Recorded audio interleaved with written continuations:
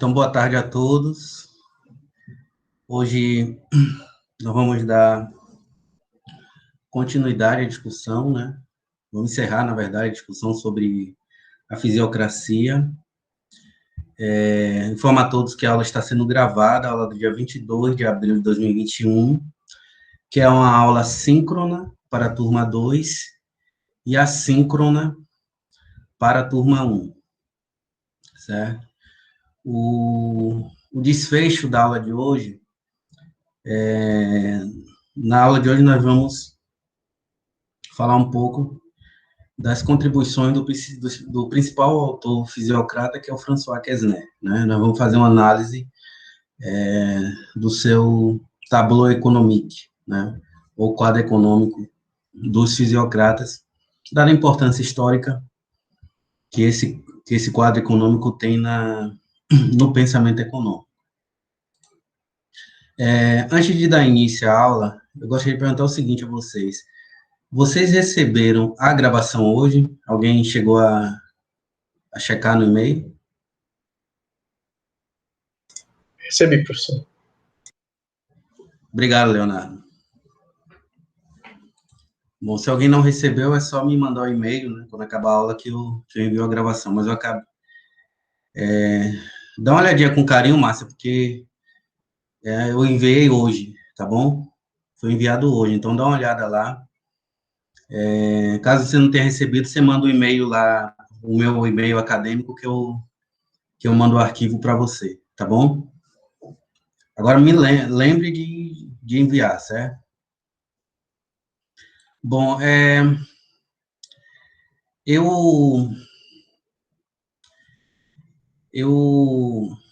na aula anterior, né, que eu mandei a gravação tardiamente, porque eu estava muito atarefado e, enfim, acabei esquecendo, né, de enviar à noite, mas enviei hoje. O que é que eu tinha feito, né? Eu discuti, né, o contexto histórico, no qual, de forma bem sucinta, o contexto histórico no qual surge o pensamento fisiocrata, a escola fisiocrata, né? Então, basicamente, o que eu falei na gravação anterior foi que a fisiocracia é uma escola do pensamento que ela surge no território francês, né? Ela está restrita ao território francês. Mas ela é uma escola muito importante, né, na história do pensamento econômico, porque muitas das contribuições desses autores, elas foram fundamentais para o desenvolvimento posterior da teoria econômica, ou da análise econômica. Por exemplo, a primeira tentativa, né, de abordagem macroeconômica, né, dos fenômenos, deu-se a partir da escola fisiocrata, né, com o tableau économique do François Quesnay, né. Através também da escola fisiocrata que se tem uma mudança, né, na concepção de riqueza.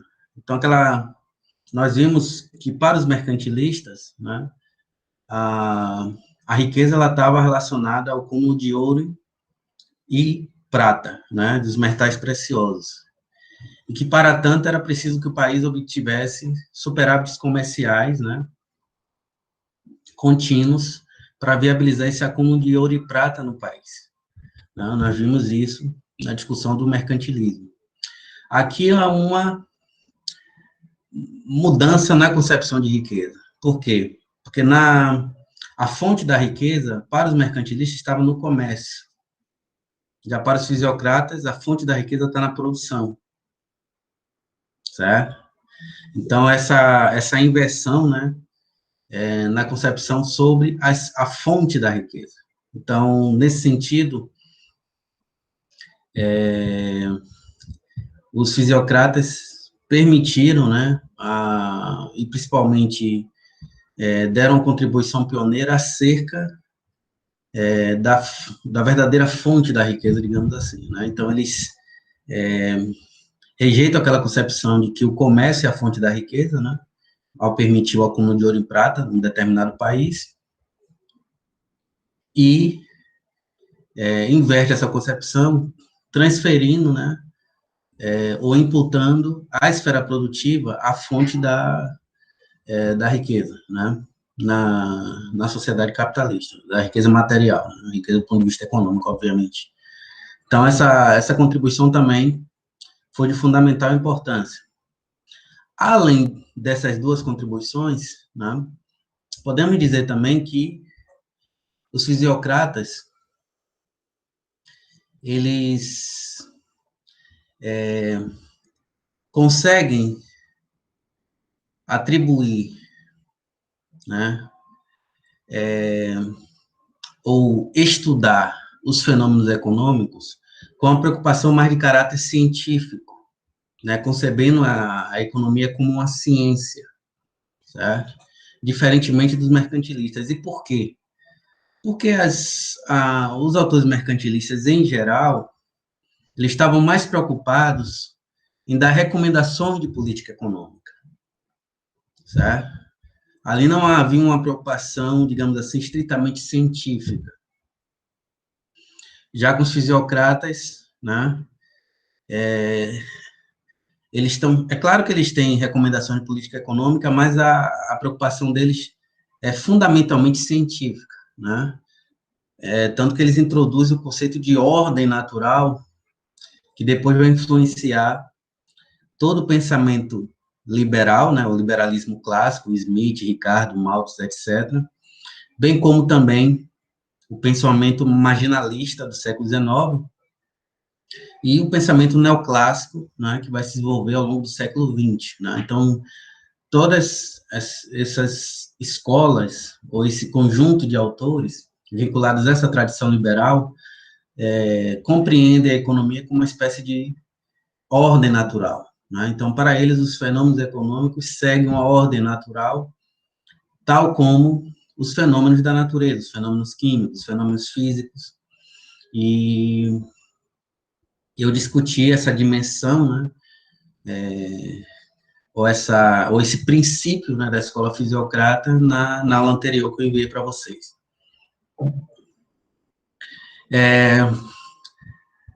Também cabe aos fisiocratas, né, a utilização da estatística, né, para a explicação de fenômenos econômicos.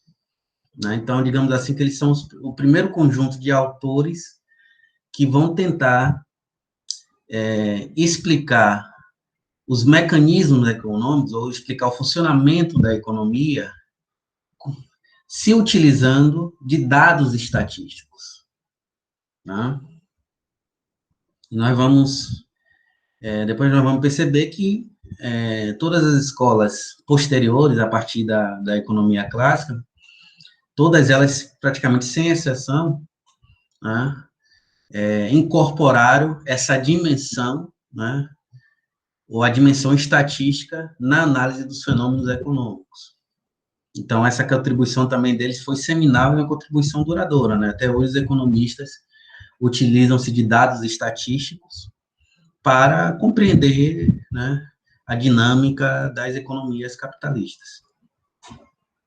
Então, conceitos como, por exemplo, de PIB, de renda nacional, né, todas essas variáveis são variáveis, né, de cunho macroeconômico, né, e os economistas também se utilizam também da estatística econômica na explicação dos fenômenos. Então, isso também, digamos assim, mostra a relevância e a importância, né, de se estudar a escola fisiocrata. E, além disso, também, eles, como nós vamos ver na análise do quadro econômico dos fisiocratas, eles introduziram, na análise econômica, a utilização dos agregados, né, macroeconômicos, que nós estudamos hoje em dia de forma abundante. Então, nós vamos perceber isso na análise do quadro econômico, que eles vão trabalhar com agregados, tá? Então, por exemplo, a noção de renda nacional, certo? De renda nacional que vocês estudam em contabilidade social e em macroeconomia, a primeira noção intuitiva do que viria a ser conhecido posteriormente como renda nacional, começa, né, com uma escola fisiocrática, né, porque principalmente o Kesner, ele vai trabalhar com agregados macroeconômicos, né, na tentativa de compreender a economia do ponto de vista macro, certo? Então, ele vai sempre trabalhar com agregados, a gente vai perceber isso na análise do quadro econômico que ele desenvolveu. Ou seja, os pensadores fisiocratas, os teóricos, né, da fisiocracia, deixaram uma série de contribuições extremamente importantes para a análise econômica, para a teoria econômica, né, que seriam desenvolvidas posteriormente pelas escolas, né, que os sucederam. E essas contribuições são duradouras, né? Elas permanecem vigentes até hoje. Então, para citar um último exemplo aqui, e que isso deriva da análise do próprio Kesner, do quadro econômico, né, que ele desenvolveu, é o fluxo circular da renda. Então, vocês devem estar lembrados, na introdução à análise econômica, daquele fluxo circular da renda. Vocês estão lembrados? Tinha o mercado, né? Você tinha os dois agentes principais, que eram o quê? Famílias e empresas, né, em seu conjunto. Você tinha os dois mercados, mercados de fatores de produção, que são fornecidos pelos integrantes das famílias, e o mercado de bens e serviços, né? E aí, aí você tem o ciclo econômico ali, né, descrito através desse modelo simples. Então, os indivíduos pertencentes às diferentes famílias, eles cedem fatores de produção às empresas, né? Então, por exemplo, o empresários não, desculpe, os indivíduos, a depender da função econômica que eles exercem na economia, né? E em função dessa seção dos fatores, que são quais? Terra, capital e trabalho, eles vão receber um rendimento, né? Qual é esse rendimento? Lucro, né? Salários, né? Juros e renda da terra, certo? Então, essas famílias cedem esses fatores de produção mediante o mercado de fatores de produção, então eles vão receber uma renda, um rendimento, né? Em função dessa seção desses diferentes fatores de produção, terra, capital, trabalho e juros. As empresas vão utilizar esses fatores de produção, né, para viabilizar o quê? A produção de bens e serviços. E aí, elas vão combinar esses fatores, certo? Terra, capital, trabalho, né? E,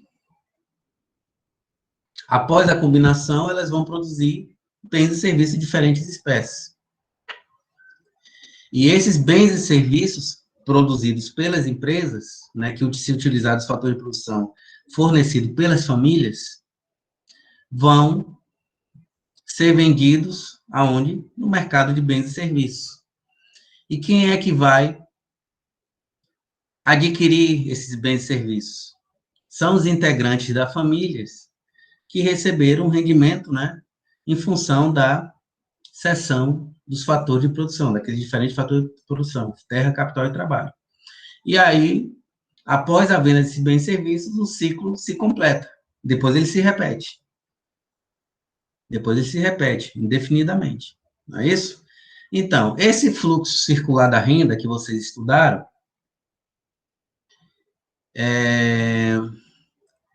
ele é uma espécie, digamos assim, de uma atualização né, do tableau économique que o Quesnay desenvolveu, né? Então, esse fluxo circular da renda mostra a importância, mostra a relevância, né, e o caráter duradouro da contribuição dos autores fisiocratas. Então, no caso do fluxo circular da renda, o fluxo circular da renda, ele é estudado até hoje em todos os cursos de economia, seja no Brasil, seja no exterior, mas, né, em todo início de cursos, acho que o primeiro modelo que vocês, tem aquela curva de possibilidade de produção, né, que vocês estudaram, talvez esse seja o primeiro, mas depois tem o fluxo circular da renda, né?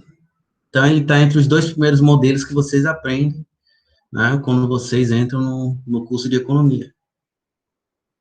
Então, e a própria macroeconomia, né? Talvez a ciência macroeconômica, a macroeconomia talvez seja a principal área hoje, né? Dentro da economia, né? Então, há um debate sobre diversas questões, dívida pública, sobre o crescimento econômico, desenvolvimento econômico, sobre a produtividade do trabalho, sobre política fiscal, monetária, sobre inflação. Então, todo esse debate que se desenvolve hoje, né, sobre o papel do Estado na economia, né, isso mostra a relevância que a macroeconomia tem hoje como uma área privilegiada dentro da economia política. E, como eu havia argumentado anteriormente, a macroeconomia, a primeira tentativa né, de abordagem macroeconômica dos fenômenos, né, começa com análise, começa com os fisiocratas, né, com os pensadores fisiocratas. Então, esse conjunto de questões, por si só, já mostram a relevância e a importância de se estudar esses autores. Então, foi basicamente isso que eu fiz, né, na aula anterior, discuti todos esses aspectos com um pouquinho mais de detalhamento, obviamente. Argumentei também que esses autores, eles viveram durante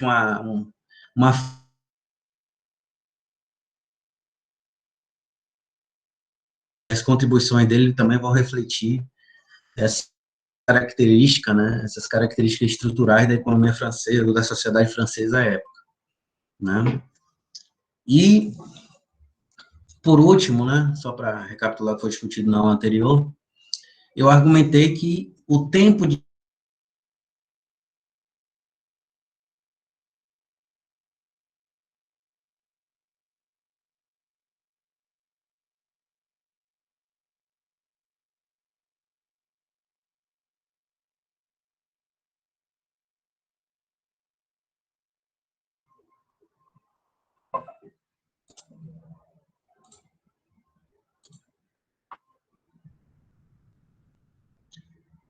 Vocês estão me ouvindo que minha internet caiu? Voltou agora, professor. Voltou, Obrigado. Então, o tempo, né, em que essa escola predominou, foi hegemônica, foi um tempo relativamente curto. Então, ela começa basicamente no início da segunda metade do século XVIII, a partir de 1750, 56, mais ou menos, e ela perde a hegemonia, principalmente a partir da publicação, né, da Riqueza das Nações, do Adam Smith, né, que é considerado o pai da economia política.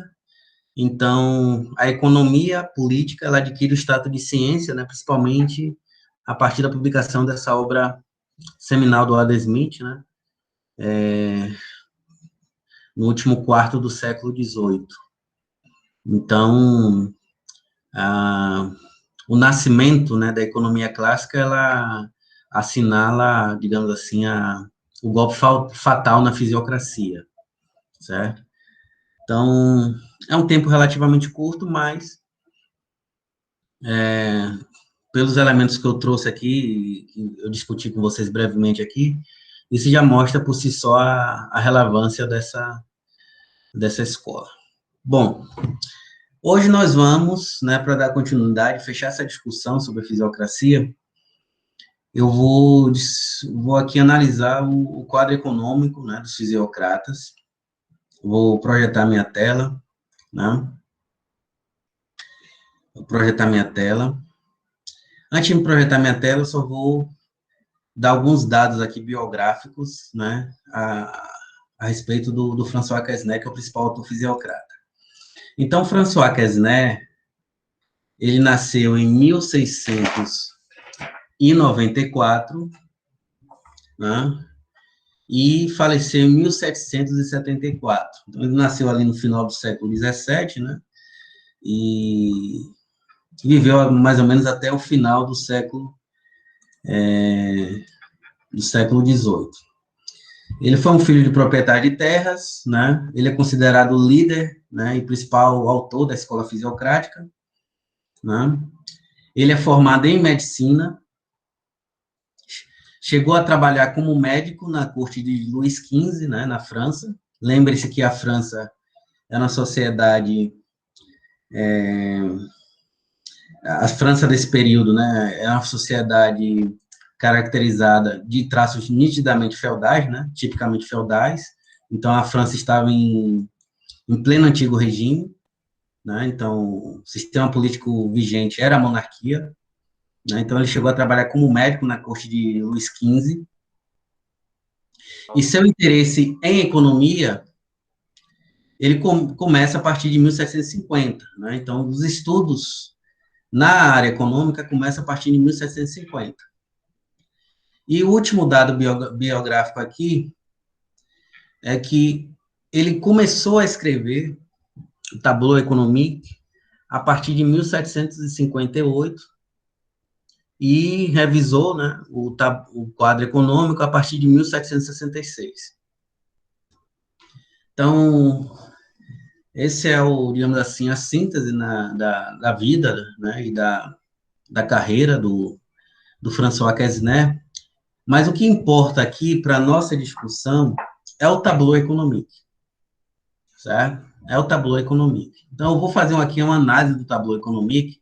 Vocês vão observar que ele se assemelha e muito, né, ao fluxo circular da renda que vocês estudaram na disciplina de Introdução à Análise Econômica. Só para eu verificar aqui, vocês lembram do fluxo circular da renda? Vocês estudaram no primeiro período? Alguém pode responder essa questão? Leonardo, Vigílio, lembram, né? Agentes, empresas, né, famílias, não é isso? Mercado de fator de produção, mercado de bens e serviços. Ótimo. Então, já vê aqui que vocês estão antenados. Vocês vão observar que é a mesma coisa, né? Claro, só devido a diferenças, né?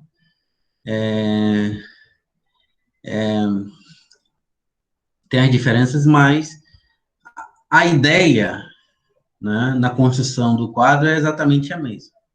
Então, vou tentar aqui, eu vou projetar agora para vocês esse quadro. Eu não sei projetar, eu ainda não aprendi isso, apesar de ser relativamente novo, não novo como vocês, mas apesar de ser relativamente novo, eu ainda eu quebro um pouco a cabeça com essas coisas digitais, digamos assim, né, no mundo da tecnologia.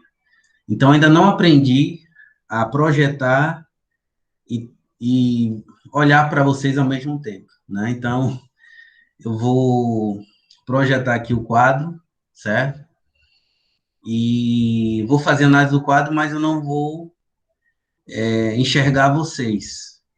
Então, se alguém tiver alguma dúvida, fale no áudio, tá bom? Fale no áudio, porque como eu não vou estar vendo, eu não vou ver a mãozinha levantada. Tudo bem? Então, vamos lá. Vou apresentar aqui para vocês o quadro do Quesnay.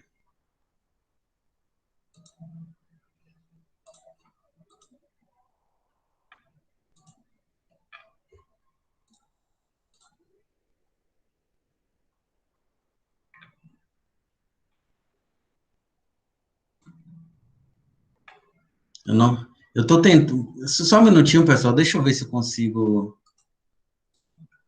apresentar e ao mesmo tempo olhar vocês. Deixa eu ver.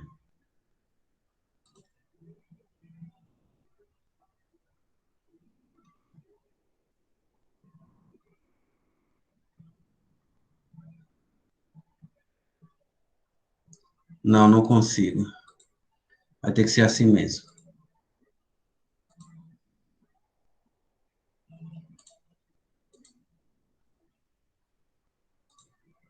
Vocês estão conseguindo aí observar?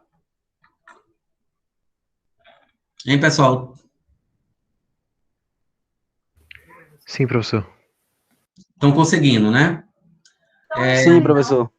Eu peço desculpa a vocês, entendeu? Mas eu ainda não aprendi a projetar ao mesmo tempo, né? Fico olhando vocês. Então, quando vocês tiverem dúvidas,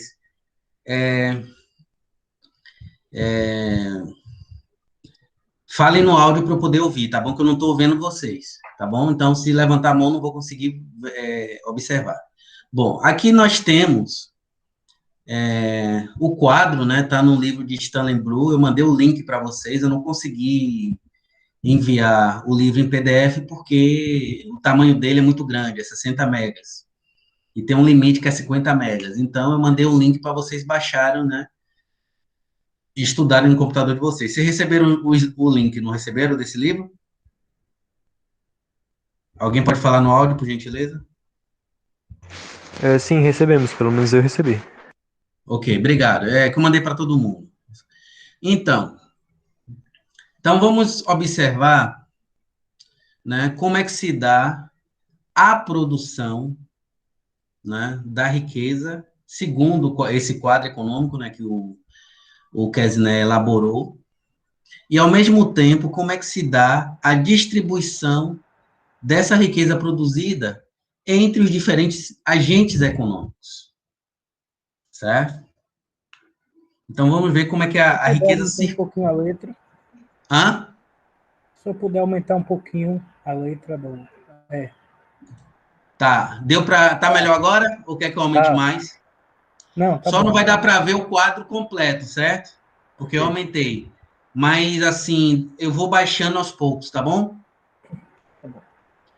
Bom, a primeira coisa que nós temos que observar aqui, na análise desse quadro, quem são os agentes econômicos aqui? Certo? E aí eu vou tentar comparar com o fluxo circular da renda. Lá no fluxo circular da renda, se vocês lembrarem, nós temos o quê? Uma economia fechada, ou seja, que não realiza transações com o exterior, não é isso? E, ao mesmo tempo, é uma economia sem governo. Então, você não tem um agente governo no fluxo circular da renda. Nesse quadro econômico aqui do nosso, né, autor, do Kesner, também se trata de uma economia fechada. Então, a economia aqui, vamos pensar aqui que é a economia francesa, porque ele está refletindo, né, a situação socioeconômica da França, da sociedade francesa. Então, ele está pensando na economia francesa. Então, não tem governo, né? Então, o agente governo está excluído, né, da análise, e também nós não temos o setor externo, não é isso? Porque essa economia não realiza transações com o exterior. Então, trata-se de uma economia fechada e sem governo, tal como o fluxo circular da renda. Lembram? A mesma coisa, não muda em nada.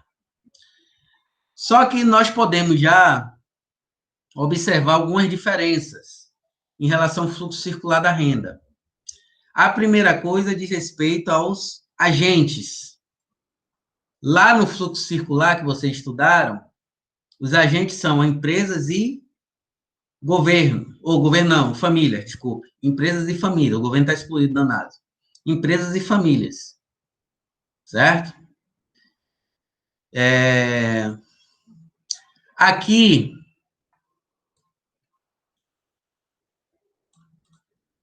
o Kesner não trabalha com o conceito de família. Ele trabalha com o conceito de classe social, certo? Trabalha com o conceito de classe. Então, a riqueza aqui, a distribuição da riqueza não se dá entre, né, os indivíduos pertencentes a diferentes famílias, como no fluxo circular da renda. Aqui, a riqueza ela é produzida e distribuída entre as 3 principais classes da sociedade francesa, certo? Quais são essas classes? A primeira classe é a classe dos fazendeiros, né? Que são, digamos assim, são empresários, né? Vamos usar um termo moderno para vocês entenderem. São empresários, né? Capitalistas ligados, né? À agricultura.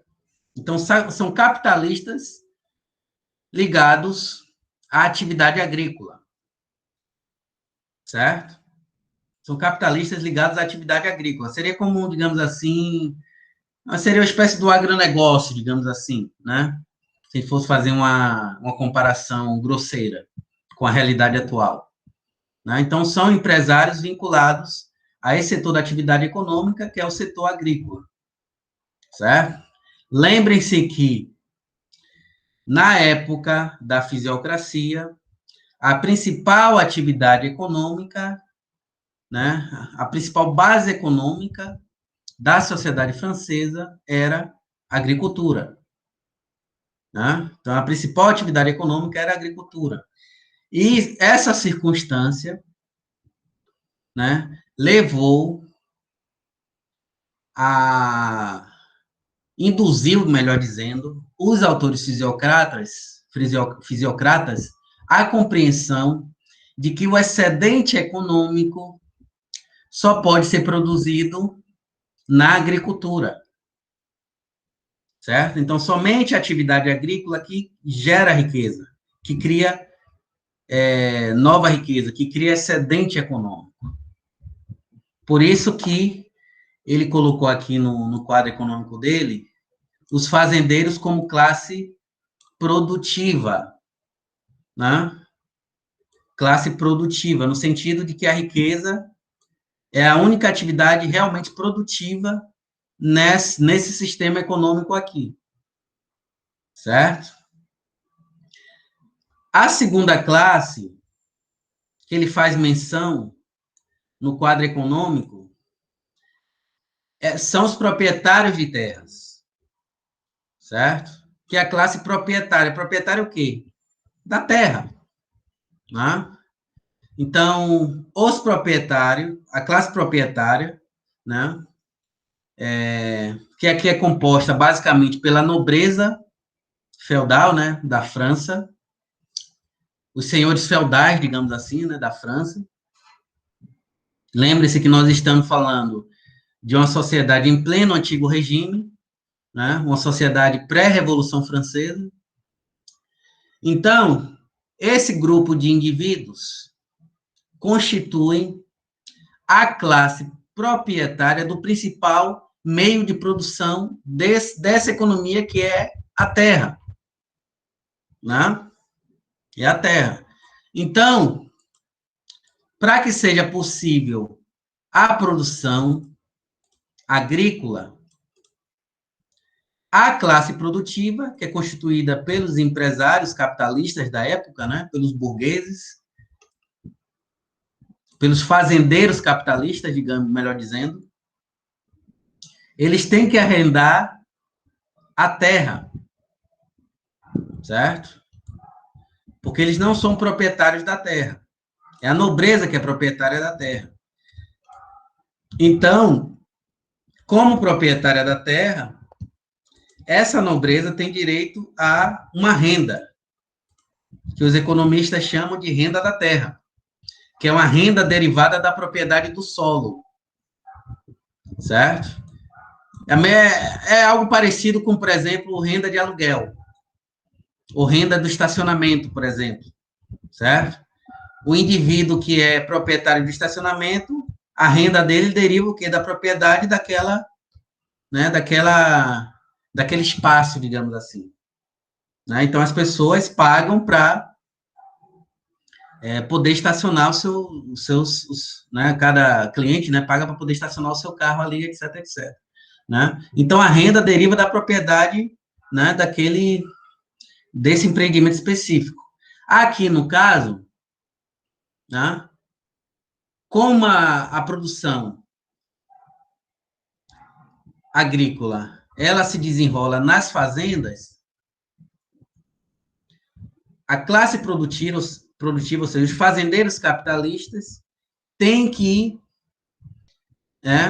tem que arrendar um pedaço de terra para viabilizar a produção. Ao fazer isso, ao arrendar a terra, eles têm que pagar uma renda à classe proprietária, certo? Então, por isso que ele coloca aqui, como a segunda classe, a classe proprietária, que é a nobreza feudal, basicamente, certo? Então, tem aqui, entre aspas, proprietários de terras. E o terceiro grupo de indivíduos, ou a terceira classe, melhor dizendo, né, que aqui ele está trabalhando com o conceito de classe, não indivíduos, como no fluxo circular da renda, é a classe estéril, certo? Que são o quê? Que são artesãos, pequenos industriais, né? Membros da indústria artesanal, né? Da indústria doméstica, e os mercadores, que são o quê? Os comerciantes da época, que ele considera como classe estéril. Por que classe estéril? Porque essa classe ela não produz riqueza, ela não produz excedente, certo? Só quem produz excedente é a classe. O excedente só é produzido na agricultura, por isso que eles chamam os fazendeiros de única classe, de classe produtiva. Então, na visão dos fisiocratas em geral, somente os fazendeiros são a classe produtiva. Então, além da classe produtiva e da classe proprietária, da nobreza feudal, nós temos uma classe estéril, né? São os industriais da época, os comerciantes, né, os artesãos, ok? Então, na visão dos fisiocratas, tanto a indústria e o comércio não produzem riqueza. Não produzem riqueza. E isso aí é um erro fundamental, né, da análise deles. Mas isso se explica pelas condições socioeconômicas da França do período, né? Então, a principal atividade econômica era a agricultura, a indústria não tinha se desenvolvido, né? Tratava-se ainda da indústria doméstica, não é o sistema de maquinaria que vai ser possibilitado pela Revolução Industrial. Lembre-se que, nesse período, somente o único país que vai promover a Revolução Industrial é a Inglaterra, né? Que ela é pioneira da Revolução Industrial. Então, a indústria, como um todo na França, ela era vista como uma atividade secundária, uma atividade, né, de importância secundária, né, comparativamente, por exemplo, à agricultura, né, a agricultura. E o comércio é a mesma coisa. Como a sociedade de traços eminentemente feudal, o comércio era pouco desenvolvido, certo? O comércio era pouco desenvolvido. Então, essa circunstância levou, né, ao Quesnay a considerar como única classe produtiva a classe de fazendeiros. Certo? Então, vamos agora compreender como é que a riqueza circula, né, de acordo com a visão do Quesnay. Então, vejam.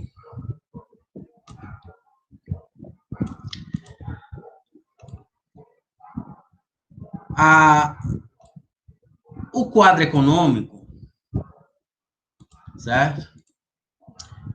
O ciclo dessa economia vai começar basicamente aqui, ó, com os adiantamentos feitos pela classe proprietária de terras, né, pela nobreza feudal. Então, o Quesnay, ele vai partir da seguinte hipótese, que essa classe ela tem uma renda, né, proveniente do arrendamento das terras, né, originado do ciclo produtivo anterior. Lembre-se que aqui nós vamos começar um novo ciclo de produção. Então, esse ciclo aqui vai começar, certo? com a classe proprietária tendo 2 bilhões de livres, certo? Quer o quê? Quer a unidade de medida da moeda francesa à época, como o real é hoje, né? No caso da moeda brasileira, certo? Então, eles têm uma renda que eles receberam e que é oriunda do ciclo produtivo anterior, ok? É tanto que ele bota aqui, o arrendamento do último período, 2 bilhões de livres. Então, eles têm 2 bilhões disponíveis para compra. Certo? Disponíveis para compra. Além disso, a classe estéril, né? Ela tem uma quantidade de produtos manufaturados provenientes do ciclo produtivo anterior, que também, se você somar o valor, vai dar igual a 2 bilhões de livres, que é o padrão de medida da moeda francesa à época, certo? Então, se você somar o valor de todos os bens industriais, né, e somar também um montante do que do comércio, você vai ter um total de 2 bilhões de livres, certo? Isso no início do ciclo. E, do ponto de vista da classe produtiva, nesse ciclo produtivo atual, no ciclo produtivo atual, ela vai produzir um montante total de 5 bilhões de livres. Então, se você somar o montante da produção agrícola, né, se você somar em termos da moeda francesa da época, você vai ter 5 bilhões de livres. Desses 5 bilhões de livres, certo? 2 bilhões vão ser apropriados pela própria classe produtiva. Sobre a forma de quê? Sementes, ração animal, certo? O alimento dos fazendeiros, dos trabalhadores agrícolas, né? Então, o montante total, né? Dos insumos, dos salários, enfim, dos instrumentos de trabalho que eles utilizam na produção agrícola, eles precisam de 2 bilhões até para poder renovar a produção no ciclo produtivo posterior, né? Então, eles precisam se apropriar de uma parte do produto que eles mesmos produzem. Então, eles vão se apropriar do montante de 2 bilhões de livres. Ora, se eles se apropriam de 2, eles vão ter disponível quanto para venda? 3 bilhões de livres. Certo? 3 bilhões de livres para venda. Para as demais classes, né? Que vão precisar, obviamente, se alimentar, né? Vão precisar se alimentar de uma parte dessa produção agrícola. Alimentos, né? Então, feijão, arroz, batata, tomate, então eles precisam se alimentar, então eles precisam comprar. Então, eles se apropriam de 2 e vão disponibilizar para a venda 3 bilhões para as demais classes, ou seja, a classe de proprietários e a classe estéril. Voltando aqui, eu quero perguntar o seguinte, essa parte inicial está complicada? Deu para entender? Posso seguir adiante? Alguém pode se manifestar, por gentileza? Só uma dúvida. A questão dos livres dos fazendeiros é quanto ao que 2 dos 5 bruto, 2 eles consumem para consumo próprio e 3 o excedente, não é isso? 3, exatamente. 3 é o excedente. 3 é o excedente, porque é o seguinte, uma parte da própria produção agrícola, eles vão ter que se alimentar, não é isso? Então, é só você pensar assim, na produção agrícola, vamos pensar na produção agrícola atual. Uma parte do que se produz do arroz e do feijão é para alimentar, né, os empresários desse setor, né, os donos, né, dessas empresas agrícolas, e também para como é que se diz? Possibilitar o quê? A alimentação de quem trabalha, né, dos trabalhadores agrícolas, né, no caso da sociedade francesa da época, os servos. E também é necessário o quê? Prover ração para os animais, sementes, né, até para viabilizar a continuidade da produção agrícola nos ciclos produtivos posteriores, certo? Então, eles precisam se apropriar de uma parte desse montante total. A parte que eles se apropriam é de 2 bilhões de libras. Então, sobra 3, né? Que são 5. O produto total é 5. Então, esses 3 bilhões é o excedente. Certo? É o excedente econômico. Exatamente como você falou. Então, esse excedente vai estar disponível, né? Para viabilizar a sua venda para as outras duas classes, classe de proprietários e a classe estéril, né? Mercadores e industriais. Entendeu, Jean? Ok, entendi. Obrigado, professor. Demais, mais alguma dúvida? Posso dar continuidade? Então, vou dar continuidade. Então, vejam. Eles têm disponível 3 para venda. Certo? Os proprietários de terras têm 2 bilhões, né, em dinheiro, né, em moeda francesa, nos livres, né, disponível para compra. Né? Compra tanto de produtos agrícolas quanto de bens manufaturados. E a classe estéril, fabricantes e mercadores, eles têm um estoque, né, de produtos industriais do montante, se você somar o valor dele, dá 2 bilhões de libras. Então, onde é que começa aqui o ciclo? Começa pelos gastos da classe proprietária. Por que começa pelos gastos dele? Porque eles que têm dinheiro, no início do ciclo, somente eles que têm dinheiro, né, em mãos, né? Somente eles que têm os livres, né, disponíveis para viabilizar a compra tanto de alimentos quanto desse estoque de bens manufaturados. Então, eles têm 2 bilhões, certo? Desses 2 bilhões, eles vão comprar 1 bilhão de alimentos, né? Porque eles precisam se alimentar, né? Então, vão comprar, enfim, batata, feijão,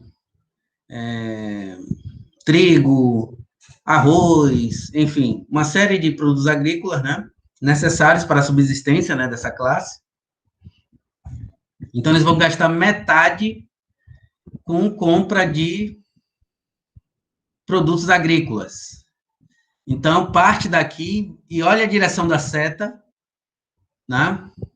Então, olha a direção da seta, quer dizer que a compra foi efetuada pela classe de proprietários, certo? É só olhar a direção da seta. Então, eles compraram e a classe produtiva vendeu, né, os alimentos no valor de 1 bilhão, certo? O que é que essa classe produtiva vai fazer com esse... desculpe. Eu já estou me adiantando aqui. Então, desses 2 bilhões, eles gastaram 1 bilhão com alimentos, né, compra de alimentos. E, ao mesmo tempo, eles compraram 1 bilhão em bens manufaturados, né? Então, essa compra de 2 bilhões, 1 bilhão para alimentos e 1 bilhão para bens manufaturados, esse 1 bilhão, que é representado pela seta B, né? Acho que todo mundo deve estar observando a seta B aqui, né? Aqui, onde eu estou botando aqui com o mouse. Representa receita para a classe produtiva. Aqui, receita com alimento vendido para os proprietários de terras. Então, eles vão ter 1 bilhão em livres, né, na moeda francesa da época. E essa compra de bens manufaturados representa receita para a classe estéril, certo? Representa receita para a classe estéril. Então, agora a classe estéril tem 1 bilhão em livres, né, que é a moeda francesa. O que é que a classe produtiva vai fazer agora com esse 1 bilhão que ela tem em mãos? O que é que ela vai fazer? Ela vai comprar, certo? Ela vai comprar bens manufaturados. Então, que é representado aqui pela seta C. Vocês devem estar observando aqui. Se não tiverem, alguém fala aí no áudio, certo? Então, olha a direção da seta. Quer dizer que a classe produtiva vendeu alimentos, ou vendeu não, comprou alimentos da classe estéril. Certo? Comprou alimentos da classe estéril. No valor de 1 bilhão. Aqui o número 1 bilhão. Ora, quanto é que a classe estéril agora tem em mãos, em termos de dinheiro, em termos de livres, que é a moeda francesa, né? É o padrão de medida da moeda, do dinheiro francês da época. Tem 2 bilhões. Por quê? Porque ele vendeu 1 bilhão desse estoque de manufaturados para a classe proprietária, né? Então, tem 1 bilhão dessa venda, né, para a classe proprietária, e tem mais 1 bilhão da venda para a classe produtiva. Que os fazendeiros compram bens manufaturados, né? Que eles necessitam. Que eles necessitam, por exemplo, máquinas, equipamentos, esse tipo de coisa. Certo? Então, agora eles têm 2 bilhões em dinheiro francês, que são os livres. O que é que ele vai fazer com esses 2 bilhões? Né? Essa classe precisa se alimentar. Não é isso? Então, o que é que vai acontecer? Ela vai comprar 2 bilhões, né, em alimentos dos fazendeiros. Certo? Vai comprar 2 bilhões em alimentos dos fazendeiros. Né? Porque ela recebeu 1 bilhão da venda de manufaturados, tanto para proprietário de terra quanto para os próprios fazendeiros. Agora eles pegam esses 2 bilhões da venda, né, dos bens manufaturados e compram alimentos para viabilizar sua subsistência, já que eles não produzem, né, bens agrícolas, né, produtos agrícolas.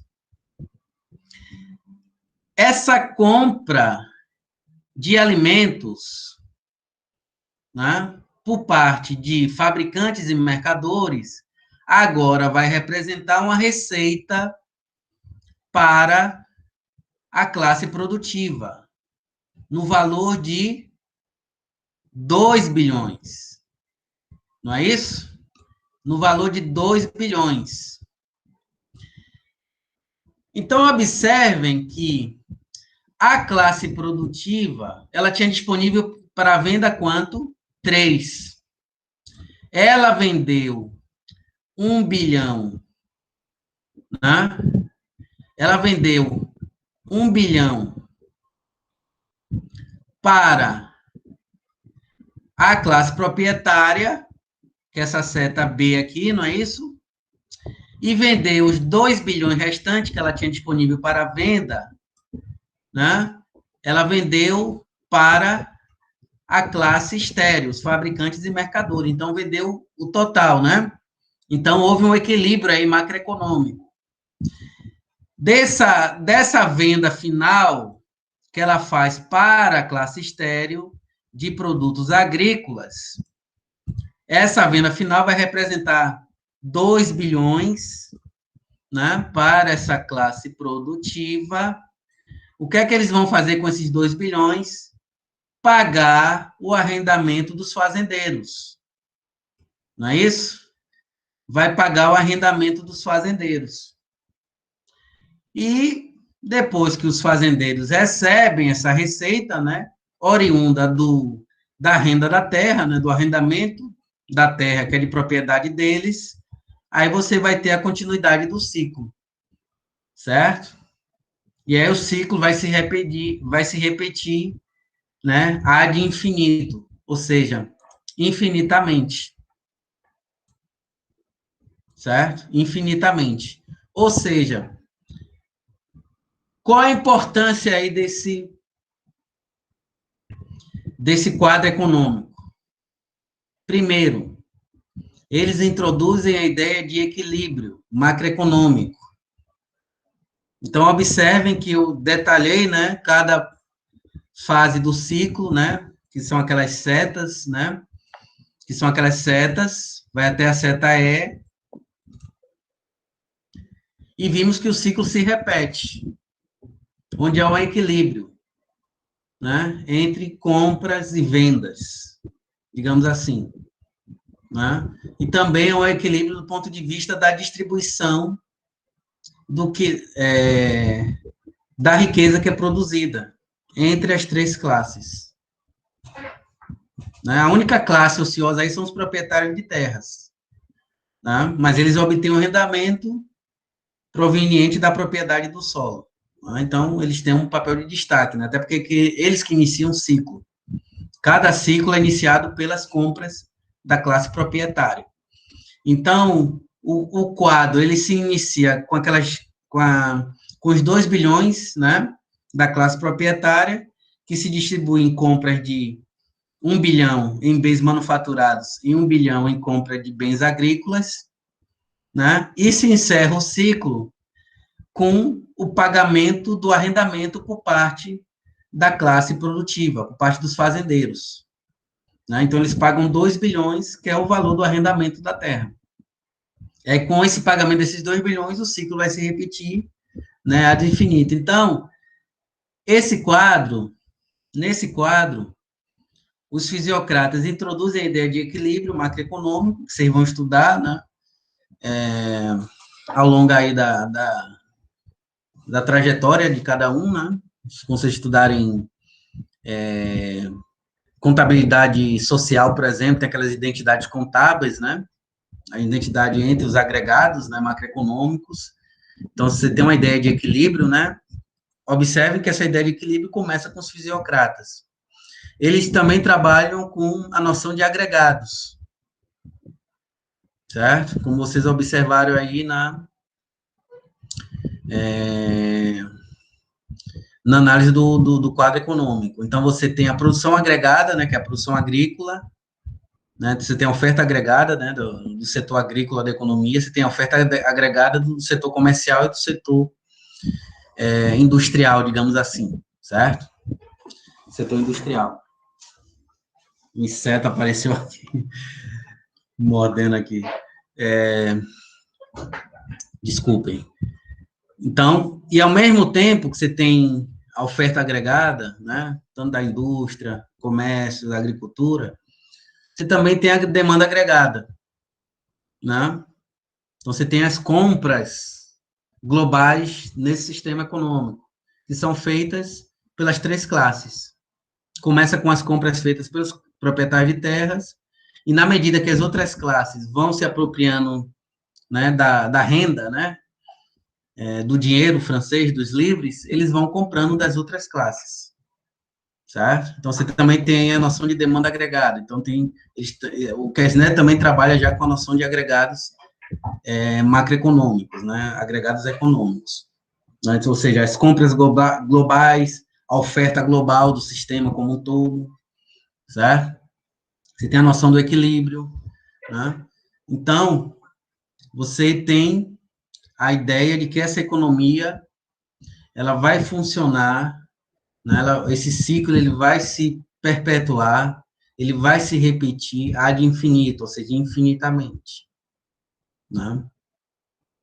Infinitamente. Então, você tem, como eu tentei aí mostrar, a primeira tentativa de abordagem macroeconômica, né, o que significa trabalhar com agregados. né?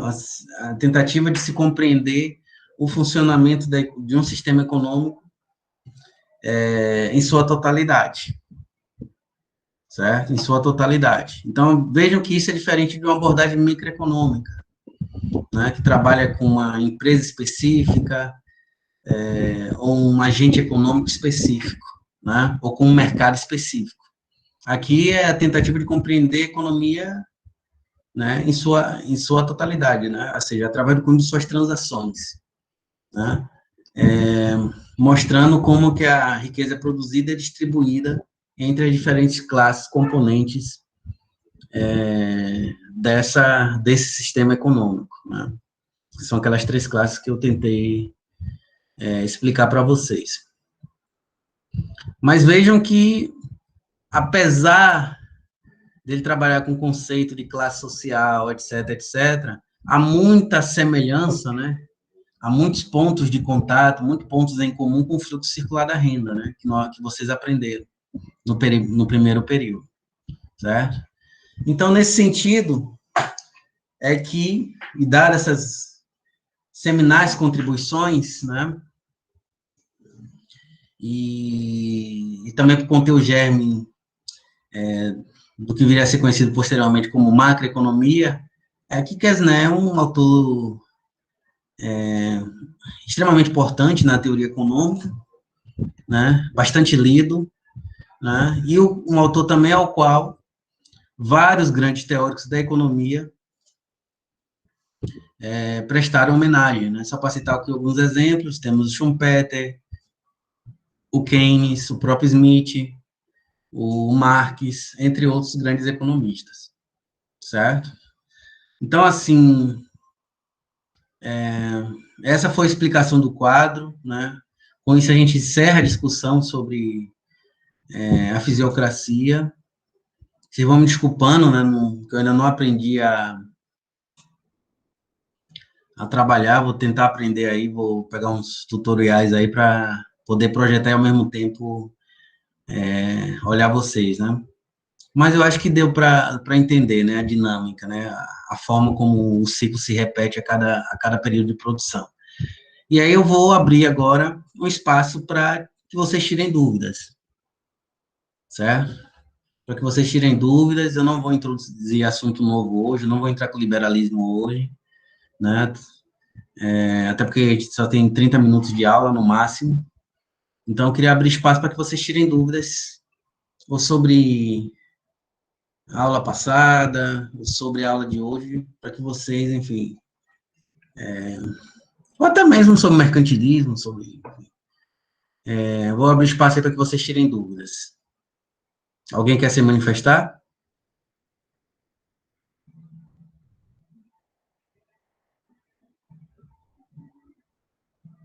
Pessoal, estão me ouvindo?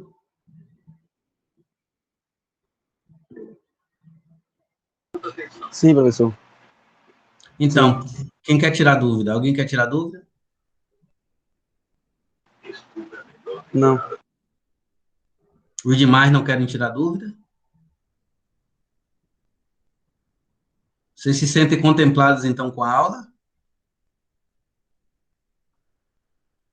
Ficou confuso minha explicação? Deu para entender? Pelo menos?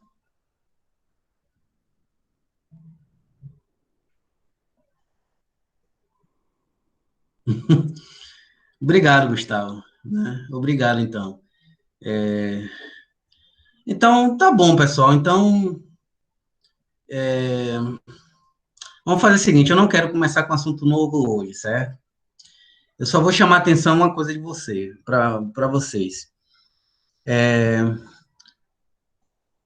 Que bom, Leninaldo, viu? E se tiver difícil, é só tirar dúvida. Chamar a atenção uma coisa de vocês. Para a nossa primeira prova, só falta discutir o liberalismo clássico, a escola clássica. Smith, Ricardo e Malthus, né? São os principais autores. Tem outros relevantes também, mas os 3 que a gente vai trabalhar aqui no curso, certo? Então, quando acabar a discussão sobre liberalismo, que vai durar no máximo 2 aulas, certo? Ou 2 aulas e o início da terceira aula, digamos assim, né? Mas acho que 2 aulas é suficiente. Quando acabar, o dia que acabar, eu vou enviar a prova para vocês e vocês terão 1 semana para responder as questões. São 3 questões abertas. 1 semana para responder, em casa, no conforto do lar de vocês. Certo? E aí, vocês podem utilizar alguma aula assíncrona, que no caso de vocês é toda aula de terça-feira. Eu posso, se vocês quiserem, a gente pode agendar uma aula assíncrona para fazer uma revisão geral, né, de tudo que já foi discutido. Lá do primeiro assunto, sobre a importância da história econômica, que é aquele texto do Gianetti, há alguma dúvida sobre mercantilismo, sobre o texto de Fernando Novaes, sobre o texto, ou mesmo sobre a discussão da fisiocracia, né? Ou mesmo da escola clássica. Aí fica a critério de vocês. A gente pode agendar, certo? No dia da aula, que seria a aula assíncrona, para fazer esse tirar dúvidas, como eu já expliquei para vocês anteriormente. Certo? Agora, sobre a prova, terminou o próximo assunto, 1 semana depois, eu mando a prova e 1 semana é o tempo que vocês têm para resolver a prova em casa, tá bom? Resolver as questões responder as questões que foram solicitadas. Então, tudo claro para todos, né? Isso vale também para a turma 1, viu? Aqui é a turma 2, mas também vale para a turma 1, que eu acabei de dizer. Então, posso encerrar a aula? Ninguém tem dúvidas?